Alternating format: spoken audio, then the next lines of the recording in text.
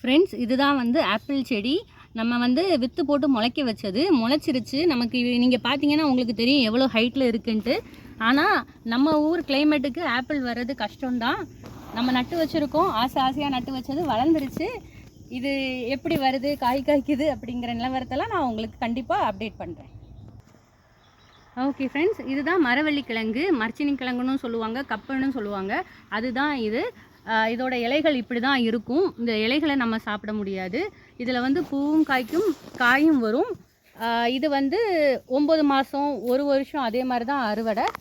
இது நாங்கள் ஏன் இப்படி சாக்கு போட்டு மறைச்சி வச்சுருக்கோன்ட்டா, இங்கே வந்து முள்ளம்பன்னி வரும், எலி இருக்கும், அதே மாதிரி கேளை ஆடுகள் இருக்கும். அதுக்கிட்ட இருந்து எப்படியாவது இதை காப்பாற்றிடலான்றதுக்காக நாங்கள் வந்து இதெல்லாம் போட்டு மறைச்சி வச்சுருக்கோம். இவ்வளோ தூரத்துக்கு வளர்ந்துருச்சு. இது நாங்கள் அறுவடை பண்ணும்போது எவ்வளோ கிழங்கு கிடைக்கிது என்ன ஏதுங்கிறத நாங்கள் உங்களுக்கு அப்டேட் பண்ணுறோம். ஃப்ரெண்ட்ஸ், இதுதான் வந்து கொக்கோ காப்பிம்பாங்க இங்கே. இது வந்து இதில் தான் சாக்லேட் வந்து தயாரிப்பாங்க. இதில் வந்து காய் வந்த பிறகு அந்த காயோட வித்துக்களை எடுத்து காயை வச்சு தான் சாக்லேட் தயாரிக்கிறது. இது நம்ம கண்களாக வச்சுருக்கோம். நாங்கள் இப்போ வந்து கண்கள் வாங்கி நம்ம வந்து இங்கே வச்சுருக்கோம். மழை சீசன் தொடங்கின உடனே இதை கொண்டு போய் நடலாம் அப்படின்னு வச்சுருந்தது.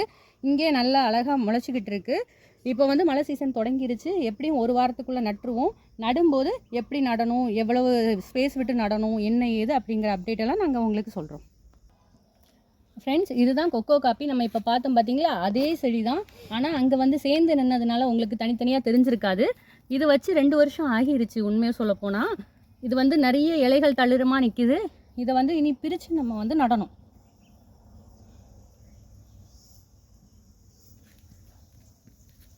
இது வந்து மாதுளை. நம்ம பார்த்தோம் பார்த்தீங்களா, ஏற்கனவே நம்ம பார்த்துருந்தோம் நம்மக்கிட்ட கொஞ்சம் மாதுளை செடி இருக்குன்ட்டு. உண்மையாக சொல்லப்போனால் அங்கங்கேயே ஆசைக்கு நிறையவே நட்டு வச்சுருக்கோம். இது ஒரு செடி. இது வச்சு வந்து ஒரு வருஷம் 1.5 வருஷம் ஆகுது. இது வந்து பக்கெட்டில் வச்சுருக்குது. இது வந்து மாற்றி நடணும். அதே மாதிரி இங்கே மண்ணிலையும் வச்சுருக்கோம்.